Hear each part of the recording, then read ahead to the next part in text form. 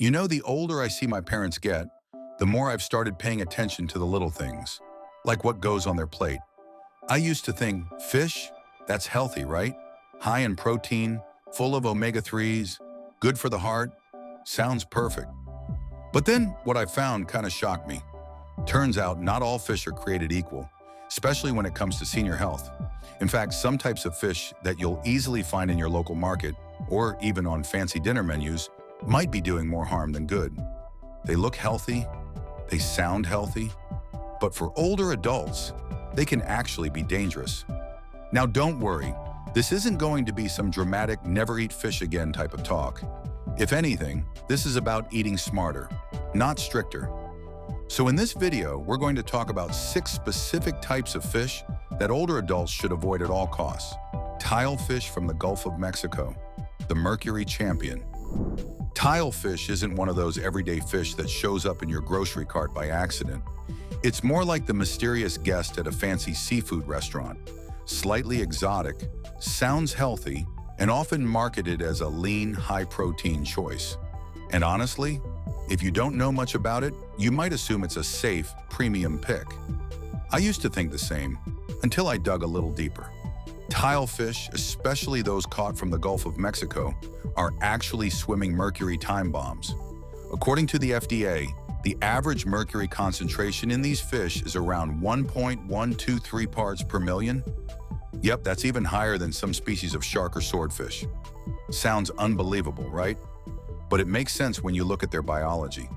Tilefish live long and sit high up in the marine food chain, which means they absorb and hang on to large amounts of mercury from all the smaller fish they eat over time. And trust me, the longer they live, the more mercury builds up in their system. But if you're over 50, mercury exposure isn't something your body just shrugs off. In younger folks, it might be managed a bit better, but in older adults, it can mess with everything from memory to mood. We're talking about cognitive decline, coordination issues, fatigue, anxiety, and even heart rhythm problems. It sneaks in slowly, but the effects, they can last a lifetime. And what's worse is that mercury doesn't just mess with your body, it can also interfere with common medications, like those used for high blood pressure, diabetes, or cholesterol. That so-called healthy seafood plate might actually be fighting your meds behind your back. For me, the moment I realized just how toxic tilefish can be, especially for seniors, I couldn't unsee it. I remember looking at the data thinking, why is no one talking about this more? It's wild how something that looks so harmless on a plate could be silently working against your health. There are plenty of safer and tastier options out there that actually help your body rather than hurt it. Wild-caught salmon, sardines, and Atlantic mackerel are amazing alternatives. They're low in mercury, around 0.022 parts per million. This makes it a much safer choice, especially for older adults who are more vulnerable to the harmful effects of mercury accumulation. Salmon is also packed with omega-3 fatty acids, particularly EPA and DHA. These healthy fats have been linked to improved brain function, reduced inflammation, and a lower risk of heart disease. For older adults, omega-3s are crucial for maintaining cognitive health and supporting cardiovascular function. In addition, salmon is a rich source of vitamins, particularly vitamin D and B12, which are vital for bone health, energy production, and overall vitality. Tilefish, although nutritious in its own right, simply doesn't match up in terms of the health benefits salmon offers. So if a server ever offers tilefish with a smile, just smile back and say, not today. Because when it comes to your health, especially later in life, it's okay to be a little picky about what's on your plate. King mackerel, the nervous system destroyer. Now the second fish on our list, and if tilefish made your eyebrows raise, king mackerel might just make your jaw drop.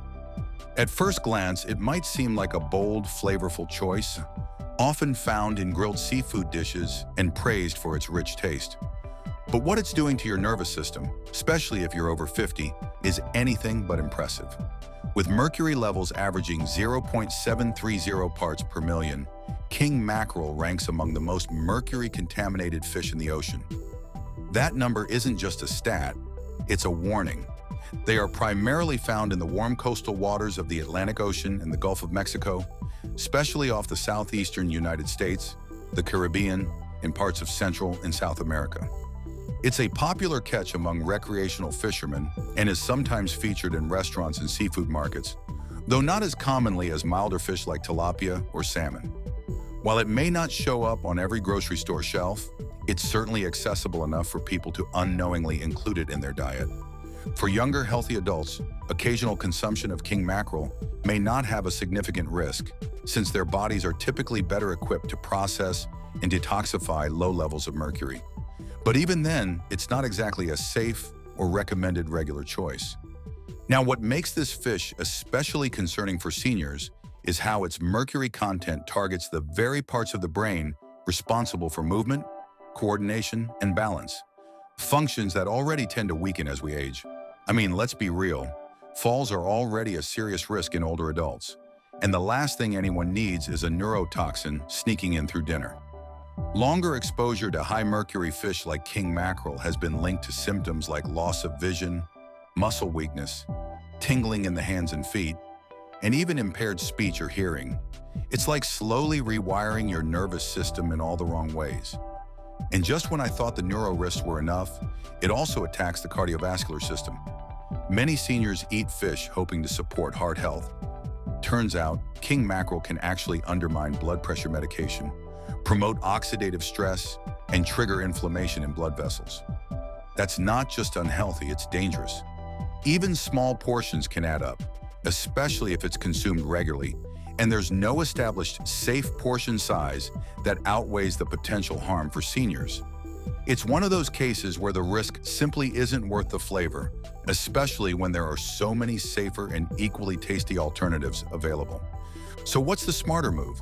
Swap it out for Atlantic mackerel, not to be confused with its mercury-laden cousin or Spanish mackerel.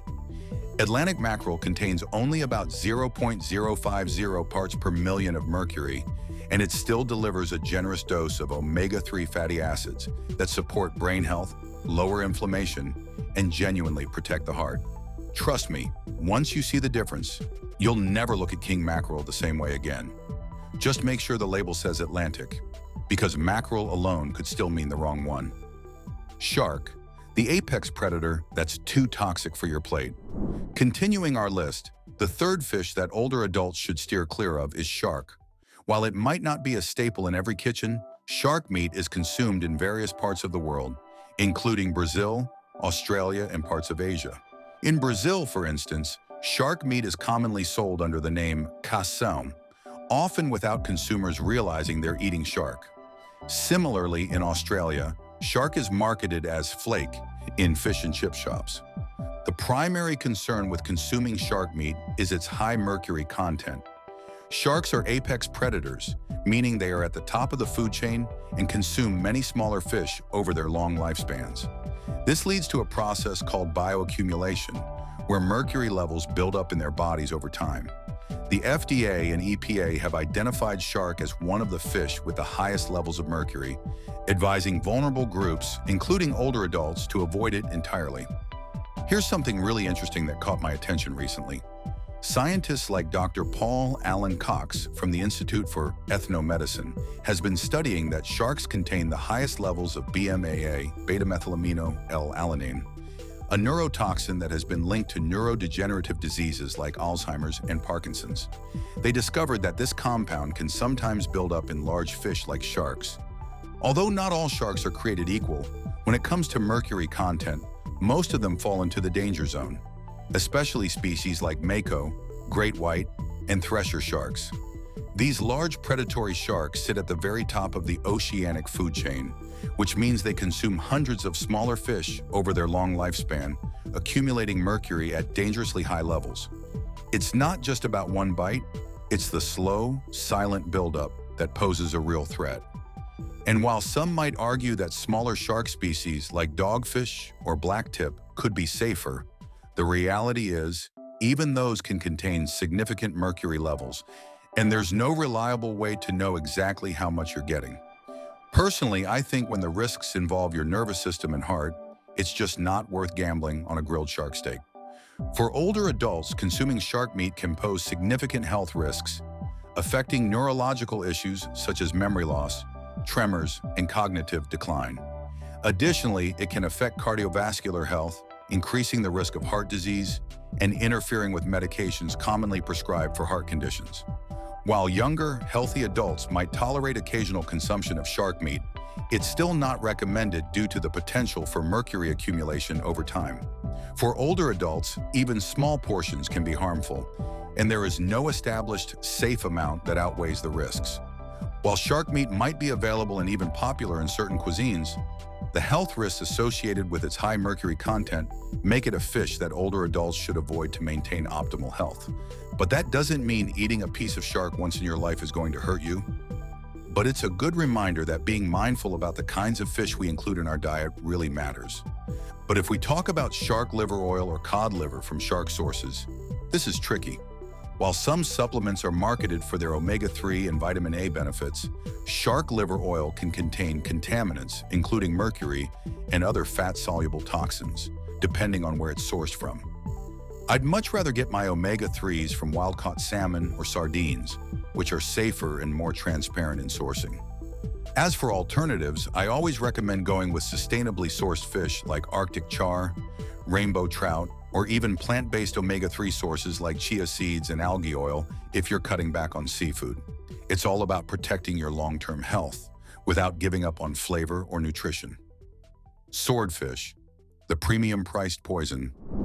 The next fish on our list is the swordfish. It often shows up as the star dish in upscale restaurants. They are widely available in restaurants and grocery stores across the U.S., especially in coastal cities. It's often featured as a seasonal or special occasion item.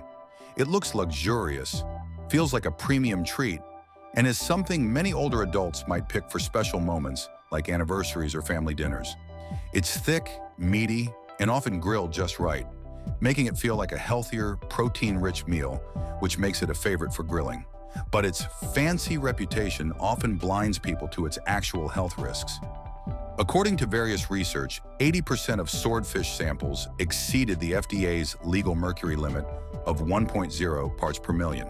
The average level was 1.63 parts per million, far above the safe zone. That's especially concerning because the FDA can pull a product from shelves if it reaches just 1.0 ppm. Yet swordfish continues to be sold and served across restaurants and seafood counters. And again, why does swordfish have such high mercury? It's because they are apex predators feeding on smaller fish over time. As they do, they absorb and store mercury in their tissues, making every bite a concentrated dose of a heavy metal that our bodies struggle to eliminate, especially as we age. Now here's the part that hit close to home for me. My Uncle Richard, who's 81 and known for his clean diet and active lifestyle, decided to celebrate his wedding anniversary with a beautiful swordfish dinner. Just 48 hours later, he was rushed to the ER with severe dizziness and disorientation. At first, doctors feared a stroke, but later tests revealed that his mercury levels were dangerously high.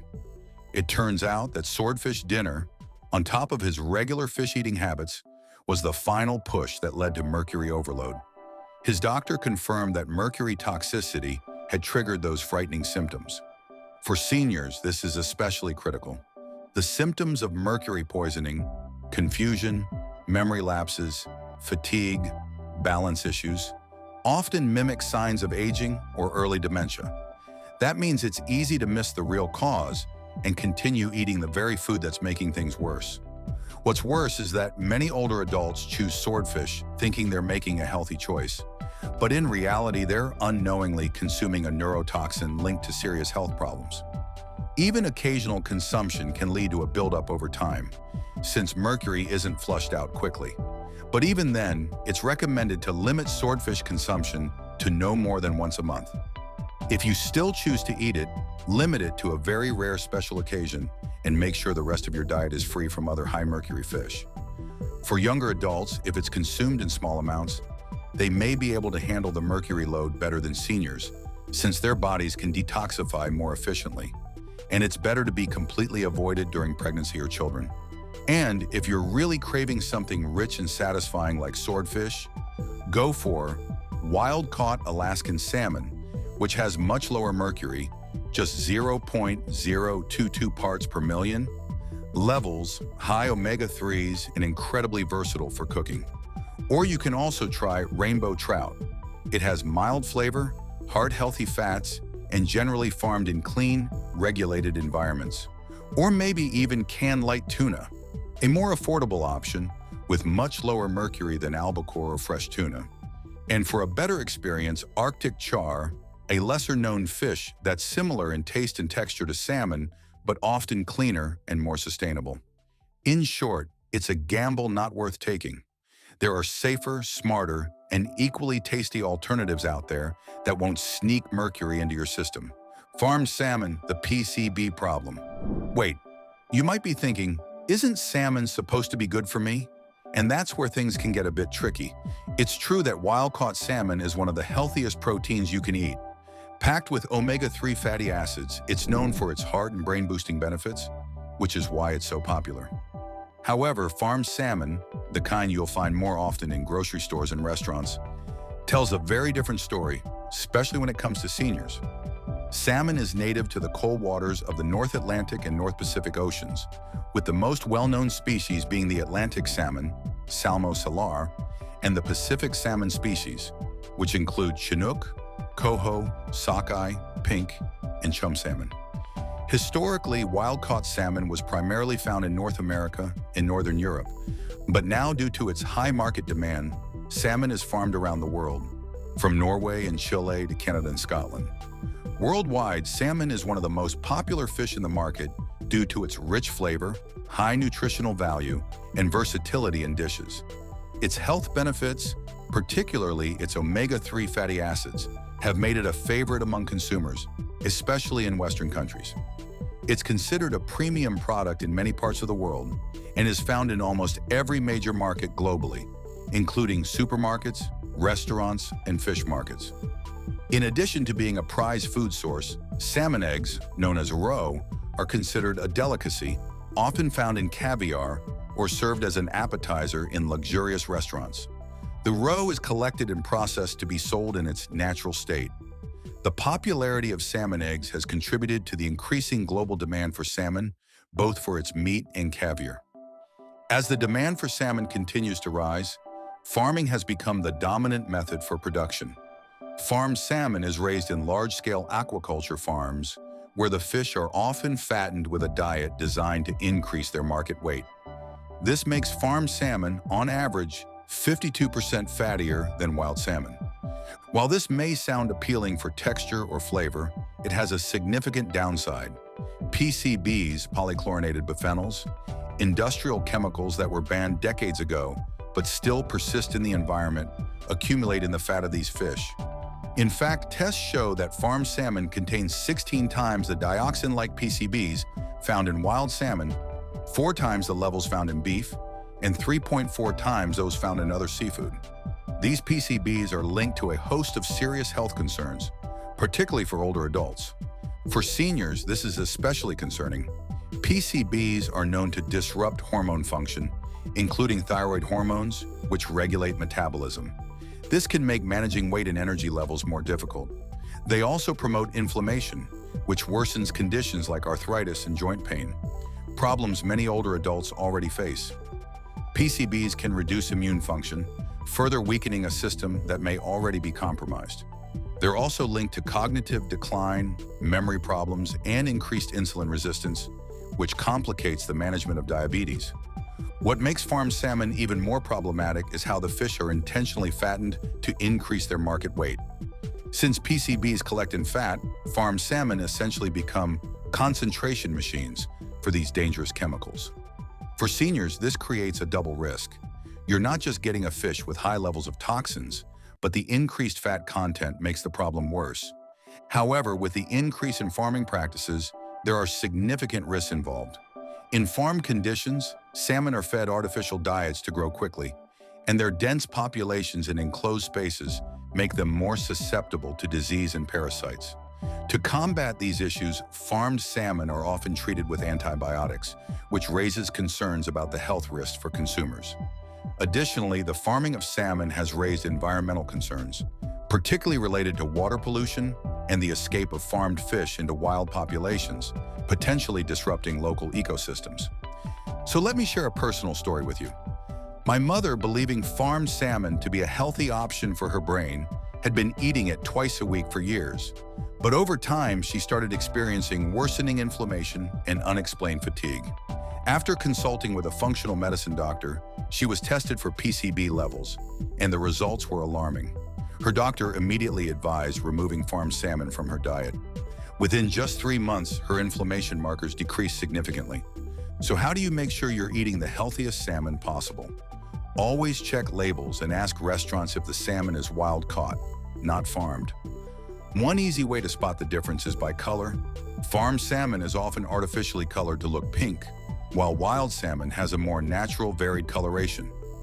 If wild salmon is too expensive for your budget, consider canned pink salmon, which is almost always wild-caught and much more affordable. Ultimately, while salmon is a great source of nutrients, farmed salmon is a risk that can be avoided.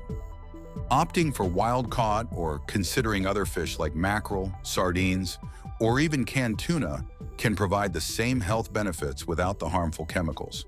If you're eating for your health, especially as you age, making the right choice can make all the difference in maintaining your well-being. Big-eye tuna, the sushi counter-hazard. Tuna? I know, it shocked me too. I used to think tuna was one of the cleanest, leanest, healthiest proteins out there. I mean, it's on every eat clean list, right? Whether it's that gorgeous deep red slice of sashimi in a sushi roll or a perfectly grilled tuna steak at a nice restaurant. It just looks healthy. But what most people, including me, don't know is that not all tuna is created equal, and some species come with risks that could be quietly affecting your health, especially if you're over 50. Let's start with where tuna comes from. Tuna are migratory fish found across the Pacific, Atlantic, and Indian Ocean. They're big, fast, and powerful swimmers. Globally, they're insanely popular, especially in Japan, where sushi and sashimi culture made species like Big Eye and bluefin the stars of the show. Even in the US and Europe, tuna steaks and canned tuna are staple proteins for anyone trying to eat light and stay fit. It's everywhere, from 5-star sushi spots to your grandma's pantry. But not all tuna is equal when it comes to mercury.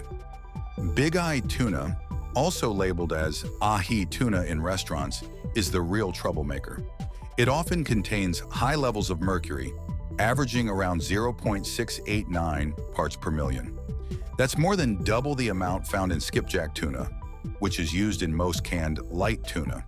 And because mercury binds tightly to the proteins in tuna muscle, it becomes more absorbable by your body compared to some other fish. Many seniors who eat tuna regularly might start noticing signs like brain fog, weird tingling in the hands or feet, poor sleep, or mood changes. And the scariest part? Most doctors aren't trained to look for chronic mercury poisoning, so these symptoms often get mistaken for just aging.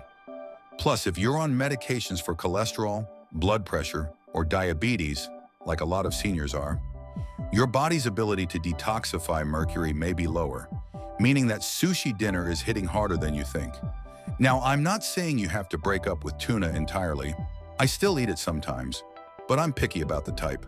Skipjack tuna, which is used in most canned chunk light tuna, has significantly less mercury than Big Eye or yellowfin.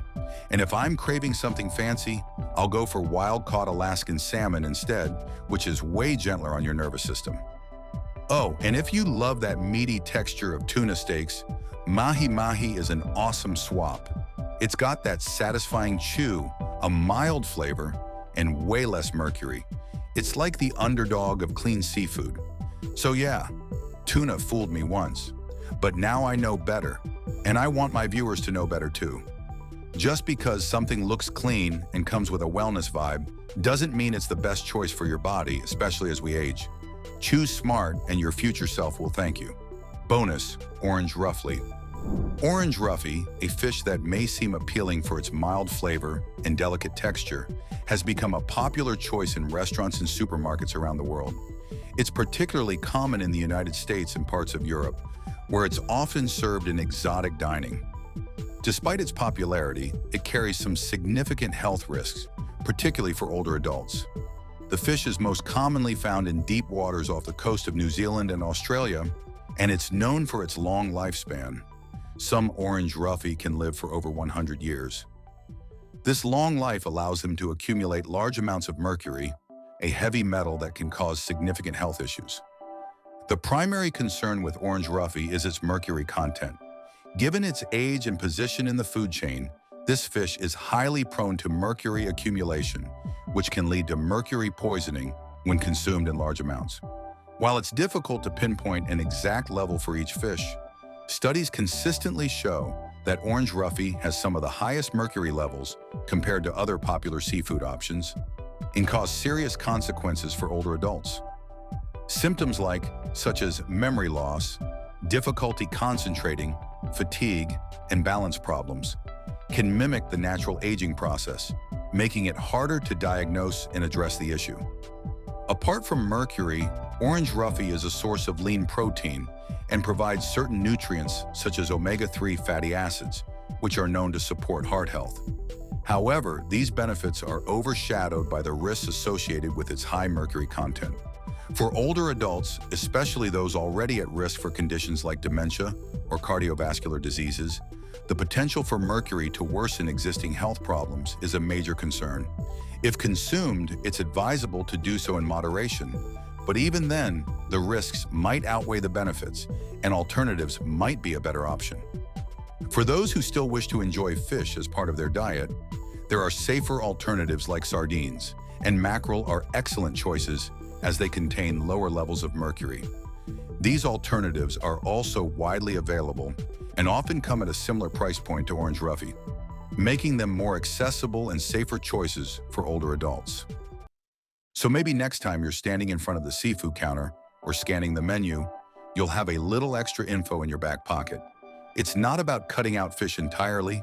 It's about making smarter swaps that still taste amazing and support your health in the long run. Sometimes the smallest change in what we eat can create the biggest shifts in how we feel. If you've made any changes to your fish choices lately, or plan to after watching this, I'd love to know. Have you noticed any difference? Any favorites you've discovered? Let's swap stories in the comments. And hey, if you found this helpful, go ahead and tap that like button, maybe share it with someone who could use it. And don't forget to subscribe. Until next time, here's to your health and longevity through wiser food choices.